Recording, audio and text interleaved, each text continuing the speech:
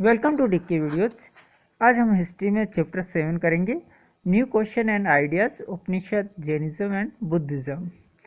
तो देखिए, 600 बीसी से लेकर 400 बीसी के बीच में भारतीय उपमहाद्वीप में बहुत सारे परिवर्तन हुए। वो राजनीतिक रूप से, सामाजिक, धार्मिक आदि बहुत सारे नए विचार आए, नए परिवर्तन हुए। तो इसमें उपनिषद, जैनिज्म और बुद्धिज्म, इन तीनों विचारों का एक बहुत बड़ा योगदान है। तो उपनिषद क्या होता है? उपनिषद एक यानी कि वेद का ही एक पार्ट है। तो पहले के समय में यानी कि जो आर्यन लोग थे, तो वैदिक सभ्यता थी तो बिल्कुल सरल थी। लोग अपनी आसानी से अपने धर्म को मानते थे, ना कोई जटिलता थी। लेकिन बाद में बड़े बड़े यज्ञ होने लगे, बहुत खर्चा बढ़ गया और पशु बलि भी देने लग गए। तो इन सब के खिलाफ यानी कि लोगों के मन में विचार आए, आवाज उठी, और इन कारण से उपनिषद, जैनिज्म और बुद्धिज्म में नए विचारों का उदय हुआ। तो लगभग 300 के आसपास उपनिषद माने जाते हैं टोटल। लेकिन इसमें कथा, तात्रेय, ऐत्रेय, छंदोग्य और बृहदारण्यक, ये मुख्य रूप से उपनिषद जो मुख्य है वो है। तो भारतीय दर्शन का एक उपनिषद बहुत बड़ा सोर्स है, और यानी कि जो इसमें 3 बातों पर जोर दिया गया है, कर्म, माया और मुक्ति। इन 3 के बारे में यानी कि इसमें बहुत डिटेल्स मिलती है। कर्म यानी कि जो हम एक्शन करते हैं, माया यानी कि इस संसार में जो माया होता है, उससे मुक्त होने का साधन मुक्ति यानी कि मोक्ष की प्राप्ति। तो इन तीनों के बारे में इसमें डिटेल मिलती है। जो शाहजहाँ का बड़ा लड़का था दारा, वो बहुत बड़ा दार्शनिक था खुद भी। उसने 50 उपनिषदों का ट्रांसलेट करा अपनी लैंग्वेज में। अब cases of rise of Jainism and Buddhism. तो जैन धर्म और बौद्ध धर्म का फैलने का क्या कारण था? तो जैसा अपन ने पहले पढ़ा कि आर्यों का पहले जीवन सिंपल था, बाद में इसमें जटिलता आने लगी, और यानी कि धर्म बहुत खर्चीला हो गया, पशुओं की बलि दी जाने लगी। और इसके अलावा क्या, जो वेद थे वो संस्कृत में लिखे हुए थे, और उनका अर्थ बहुत गुड था, यानी कि बहुत गहरा था, लोग उसको समझ नहीं पाते थे। तो यानी कि जो ब्राह्मण लोग थे उनको यानी कि अर्थ को परिवर्तन करके और लोगों से धन ऐंठने का काम करने लगे थे। और जो हाई कास्ट हिंदू लोग थे, लो कास्ट हिंदुओं से भेदभाव करने लग गए बाद के समय में। और जैसे जो शूद्रों का जीवन था वो बहुत ही खराब हो गया, छुआछूत की प्रथा फैल गई। तो इस तरह से यानी कि हिंदू धर्म में बहुत सारी कुरीति आ गई थी वैदिक धर्म में, जिसके कारण से जैन धर्म और बौद्ध धर्म का उदय हुआ। तो एक सामाजिक क्रांति थी ये, जिसके कारण से ये सब हुआ। तो उस समय महावीर यानी कि वर्तमान महावीर स्वामी, गौतम बुद्ध, इन्होंने लोगों को दया, प्यार और भाईचारे का उपदेश दिया, जिसके कारण से लोग उनसे आकर्षित हुए और उनका मत फैलता गया। तो सबसे पहले अपन जैनिज्म देखते हैं, लाइफ ऑफ महावीरा। महावीर का जीवन कैसा था? तो महावीर जिनका नाम वर्धमान था, उन्होंने मूल रूप से जैन धर्म की स्थापना करी थी। वैसे जैन धर्म के अनुसार 24 तीर्थंकर हुए थे, महावीर 24 नंबर के तीर्थंकर थे। पहले थे ऋषभदेव और 23 नंबर के थे पार्श्वनाथ। तो पार्श्वनाथ जो राजा अश्वसेना थे, उन बनारस के, उनके लड़के थे। लेकिन ऐसा माना जाता है कि महावीर स्वामी ही मुख्य रूप से जैन धर्म के फाउंडर माने जाते हैं, क्योंकि उन्होंने ही मुख्य रूप से जैन धर्म को चारों तरफ फैलाया, ऐसा विश्वास है। तो महावीर स्वामी का जन्म हुआ था 6th सेंचुरी में कुंडल ग्राम में। ये वैशाली के पास में था, जो मॉडर्न बिहार है, वहां पर इनका जन्म हुआ। इनके पिता जो सिद्धार्थ थे, वो यानी कि एक क्षत्रिय ट्राइबल था, उसके हेड थे। और इनकी जो माता त्रिशला थी, वो यानी कि जो फेमस लिच्छवी शासक था, उनकी बहन थी। तो इस तरह से ये एक बहुत बड़े राजघराने से संबंध रखते थे। फिर ऐसा माना जाता है कि इन्होंने इनकी शादी यानी कि यशोदा के साथ में कर दी गई, और लगभग 30 ईयर्स में इन्होंने अपना यानी कि घर त्याग दिया। और उसके बाद में ये 12 ईयर्स तक यानी कि एक जगह से दूसरी जगह पर घूमते रहे। किसकी खोज में? सत्य की खोज में। क्योंकि इनके यानी कि दिमाग में बहुत नए नए प्रश्न थे समाज के बारे में, सत्य के बारे में, जिसकी खोज में ये निकल पड़े। तो धीरे धीरे वो यानी कि ध्यान में रहते हमेशा और तपस्या में लगे रहते, केवल फल खा के ही वो जीवन यापन करते रहे। तो इस तरह से यानी कि तपस्या करते करते 42 एज जब इनकी हुई थी, उस समय इनको हाईएस्ट नॉलेज यानी कि केवल्य ज्ञान जिसको कहा जाता है की प्राप्ति हुई। तो कब हुई थी ये? 42 ईयर्स में इनके। इसके बाद में इन्होंने 13 यानी कि इसके बाद 30 ईयर्स इन्होंने एक जगह से दूसरी जगह पर जाके अपने विचारों का प्रचार करा और इस तरह से जैन धर्म का विस्तार हुआ। तो उस समय जैन धर्म तेजी से फैला था। मगध, अंग, मिथिला, कौशल आदि के राजा लोग सब जैन धर्म को मानने वाले थे। इसके बाद में 72 ईयर्स में इनकी पावापुरी के पास में इनका निर्वाण हुआ, यानी कि इनकी डेथ हुई, जो राजगिरे के पास में है। अब जो मूल रूप से टीचिंग है महावीर स्वामी की, वो कौन कौन सी है? तो उसमें है एक तो इनके त्रिरत्न, राइट पथ, राइट कंडक्ट, राइट नॉलेज। और फिर जो इन्होंने सिद्धांत दिए अहिंसा का, किसी से झूठ नहीं बोलने का, चोरी नहीं करने का, किसी की प्रॉपर्टी हड़प नहीं हड़पे, और ब्रह्मचारी के पालन का, ये इनके मूल सिद्धांत थे। तो अहिंसा मतलब किसी भी जीव को हम ना सताए, सब पर हम दया करें। और several panic and self sacrifice होता है कि यानी कि अपने आप त्याग की भावना रखें दूसरों के प्रति।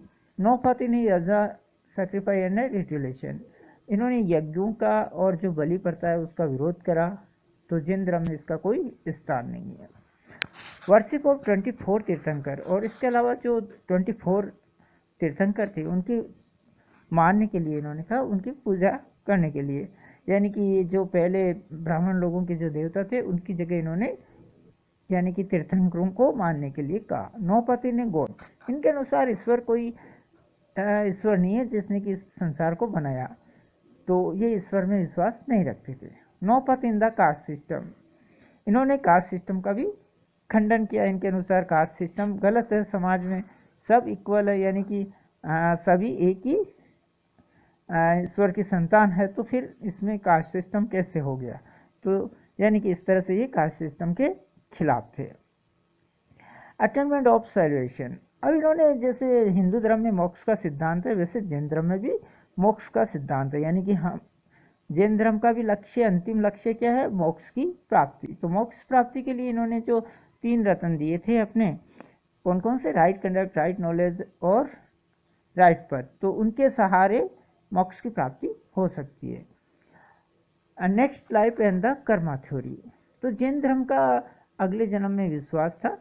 यानी कि जैन धर्म के अनुसार हम जैसा कर्म करेंगे उसके अनुसार हमारे को अगला जन्म मिलेगा, यानी कि अगले जन्म में उस तरह से हमारे को मिलेगा। बाद में जैन धर्म 2 भागों में बट गया, एक दिगंबर कहलाए और दूसरे श्वेतांबर। दिगंबर जो महावीर स्वामी की शिक्षाओं को वैसा का वैसा मानते थे, श्वेतांबर कुछ उसको लूज कर दिए थे और सफ़ेद वस्त्र पहनते थे, मुंह पर मास्क जैसा लगाते थे। तो जैसे अभी मास्क लगाते कोरोना में, तो हजारों साल पहले ये मास्क लगाना शुरू कर दिया था श्वेतांबरों ने, क्योंकि उनका मानना था कि उससे जो छोटे छोटे जीव होते हैं वो अंदर प्रवेश कर जाते हैं। तो इस तरह से जैनिज्म का उस समय एक बहुत फेमस धर्म बन गया था और बहुत से लोगों ने इसको अपनाया था। इसके अलावा दिलवाड़ा में, माउंट आबू में जो दिलवाड़ा टेम्पल है, और गुजरात में जो पाली थाना है, वो बहुत फेमस जैन मंदिर थे। अब देखते हैं अपन बुद्धिज्म के बारे में।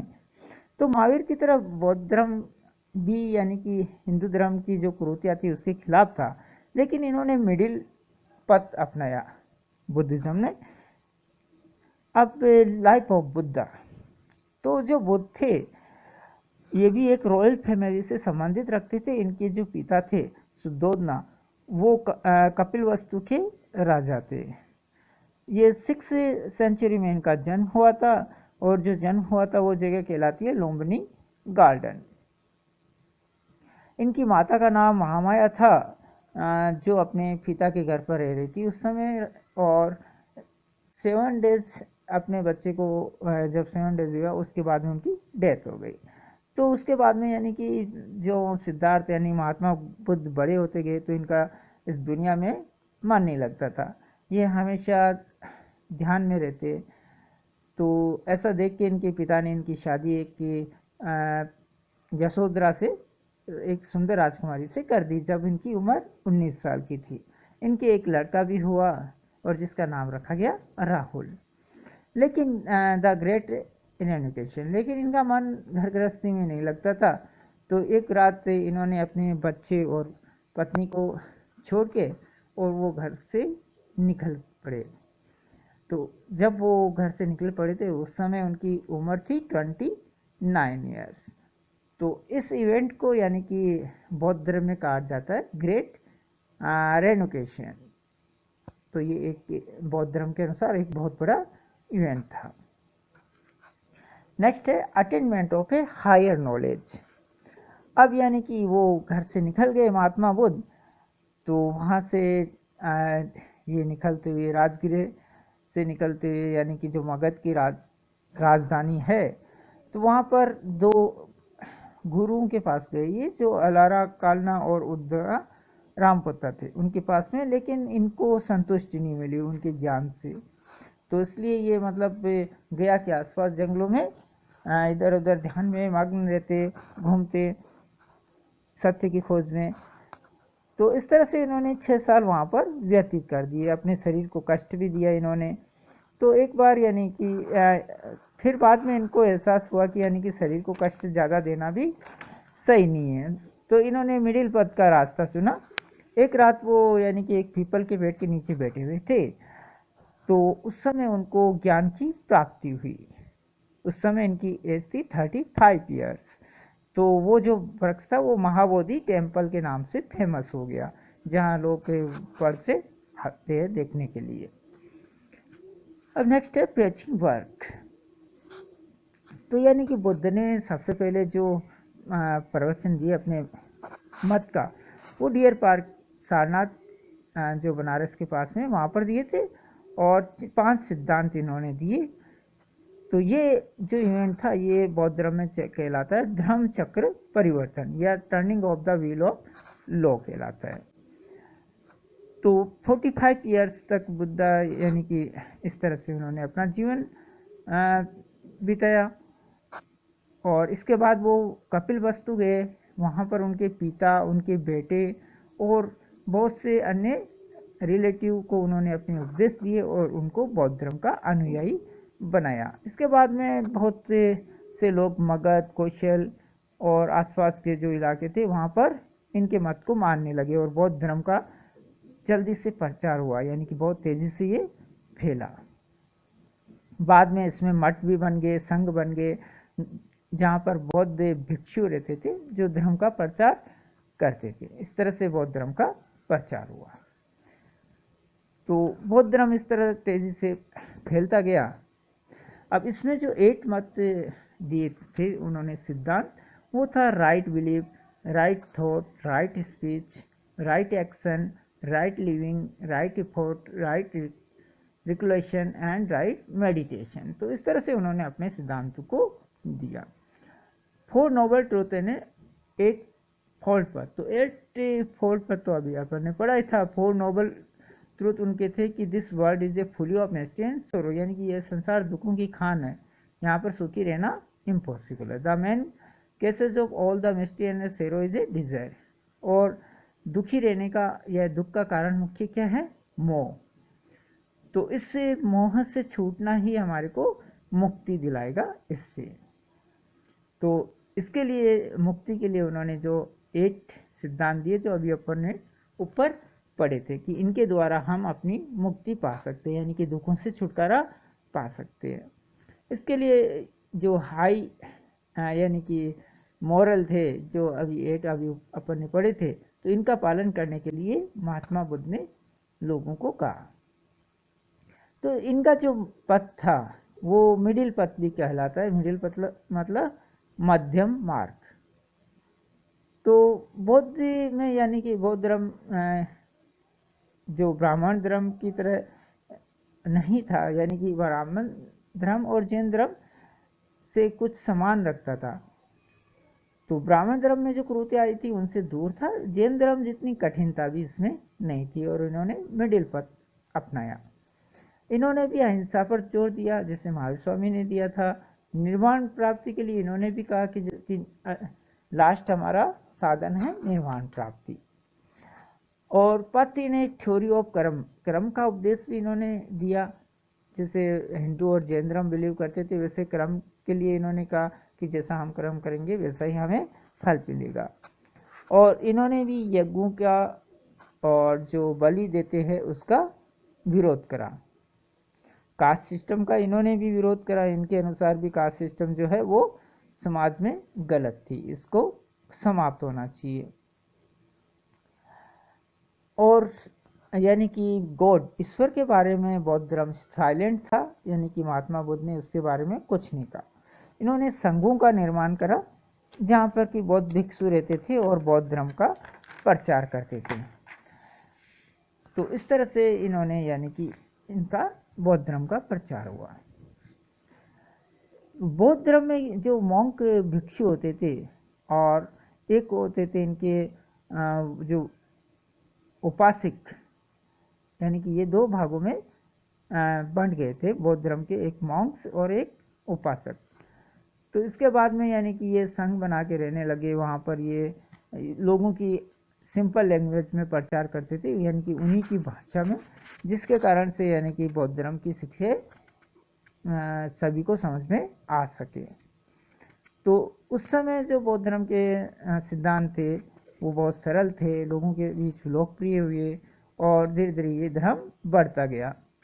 और अशोक के समय और कनिष्क के समय, जो राजा अशोक और कनिष्क थे, उन्होंने यानी कि बौद्ध धर्म को विदेशों तक पहुंचा दिया, यानी कि उनके समय में बौद्ध धर्म दूर दूर तक फैल गया।